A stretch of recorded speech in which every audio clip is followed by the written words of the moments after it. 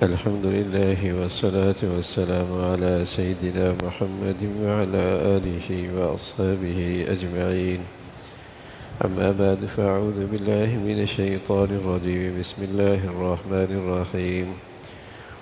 وإذا طلقتم النساء فبلغن أجلهن فأمسكوهن بمعروف أو سرحوهن بمعروف.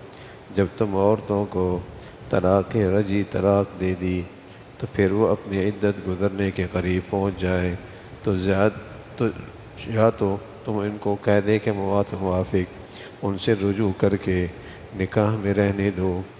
ولا تمسکوہن ضرارا لتعتدوا، یا قاعدے کے موافق ان کو رہائی دے دو اور ان کو تکلیف پہنچانے کی غرض سے مت رکھو. ومن یفعل ذلک فقد ظلم نفسہ، کوئی ان پہ ظلم کیا کرو گے تو جو شخص ایسا کرے گا وہ اپنا ہی نقصان کرے گا.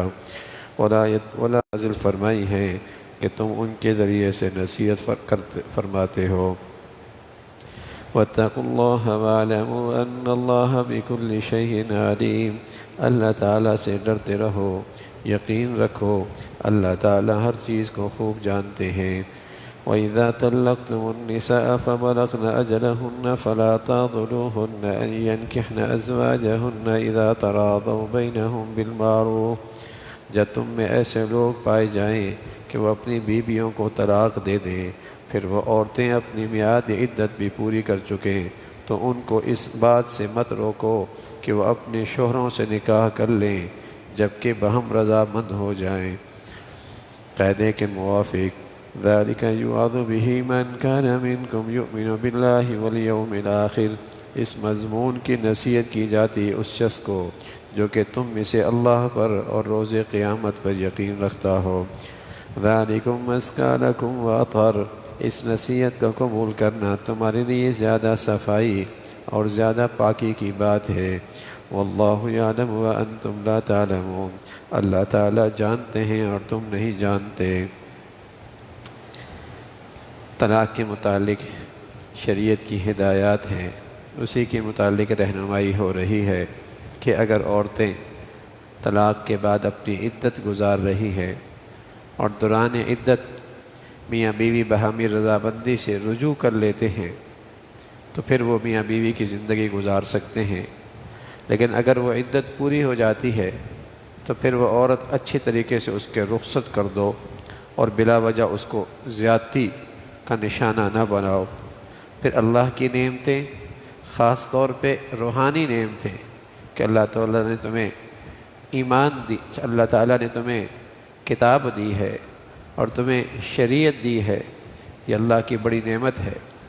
اس سے تمہاری زندگی کے اندر صحیح معنی میں انسانیت پیدا ہوتی ہے اور اس سے تمہاری زندگی کی انسانیت کی حفاظت بھی ہوتی ہے اور اس کی تعمیر بھی ہوتی ہے.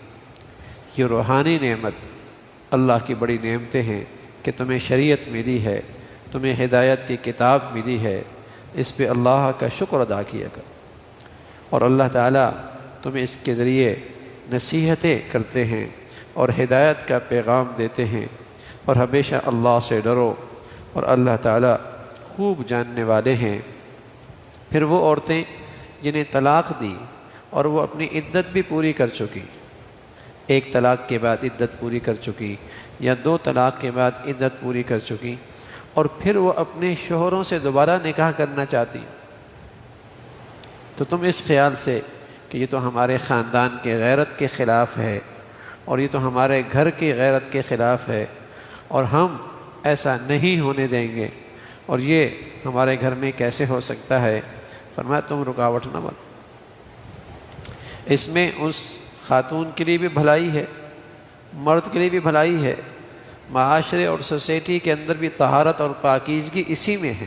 جب ان کی آپس میں چاہت ہو رہی ہے اور شریعت اس کی اجازت بھی دے رہی ہے اور شریعت نے اس میں تمہاری رہنمائی بھی کی ہے، تو پھر محض جھوٹی غیرت اس کی کیا حیثیت بنتی ہے اور بلا وجہ اس حلال راستے میں تم رکاوٹ بن رہے ہو اور ایک حلال طریقہ زندگی کے اندر تم آپس میں محض ایک اپنی خاندانی غیرت کو ذریعہ بنا رہے ہو. تو اس کی مذمت فرمائی کہ اس کی اجازت نہیں ہے اگر وہ ایک طلاق کے بعد یا دو طلاق کے بعد عدت بھی پوری کر چکی ہوں اور پھر وہ اپنی پہلے والے شوہر سے زندگی گزارنا چاہتی ہوں تو شریعت نے اس کے لیے راستہ نکاح کا بتایا ہے، تو اس راستے میں تم رکاوٹ نہ ڈالو۔ اگر تم واقعی اللہ پر ایمان رکھتے ہو اور تمہیں اس کے عظمت کا اور اس ذات کی قدرت کا اور اس ذات کی حکمت پہ یقین ہے تو پھر اس کی شریعت کے سامنے سر خم تسلیم کرو، پھر اس کے حکم کے سامنے سر جھکا لو۔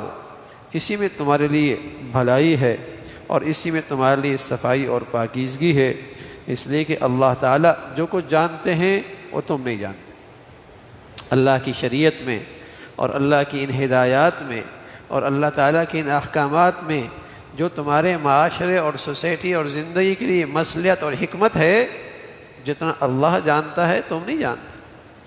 تمہاری اللہ کی ذات پر ایمان اور اللہ کی ذات پر اس کی ذات کی عظمت اور اس کی حکمت اور مصلحت پر ایمان کا تقاضا تو یہی ہے کہ تم اللہ کی ہدایت کے سامنے سر جھکا لو اور اللہ کی اس شریعت کے سامنے اپنے آپ کو جسے کہیں کہ اس کا فرما بردار بناؤ۔